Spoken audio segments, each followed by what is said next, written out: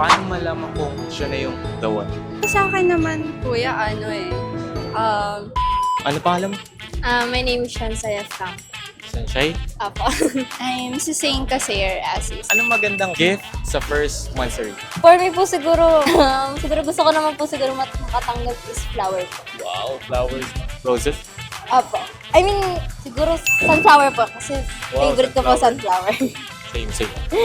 Sa akin naman, siguro letters. Letter?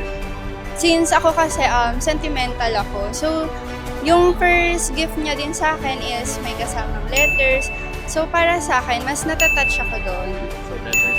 Yes. Kasi parang mas, since hindi siya ganon nagkakos, pero nag-e-effort siya.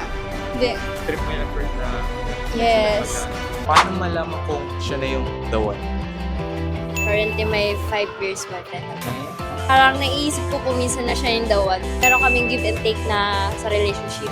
And then, Then tapos meron po kaming commitment sa isa't isa. Parang nakikita po namin na kahit nag-aaway po kami na sobrang hindi po dumadating sa point na nagkakasakitan kami through physical, which is important po sa girl na hindi ka sinasaktan ng partner. Tapos, hindi po kahit ako po yung may kasalanan.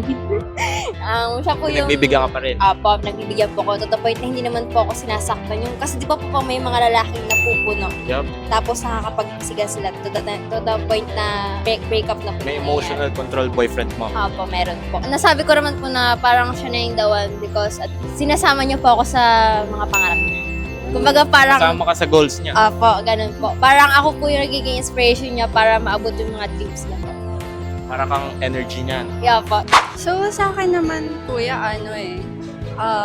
hindi mo siya totally masasabi agad. Magkakaroon pa siya ng time para ma-feel mo na siya na talaga yung the one. So sa akin, kami, more than 1 year na. 1 year pa lang. Then, ongoing pa lang yung relationship namin. Doon pa lang kami nagiging mas open. Then, mas nababago namin yung mga bad side and negative side na, Nag-grow kayo? yes, nag-grow kami parehas. At the same time, ayun, sabay kami nag-grow. Ayun, then, na-feel namin na parang, since parang hindi siya shaky, yun,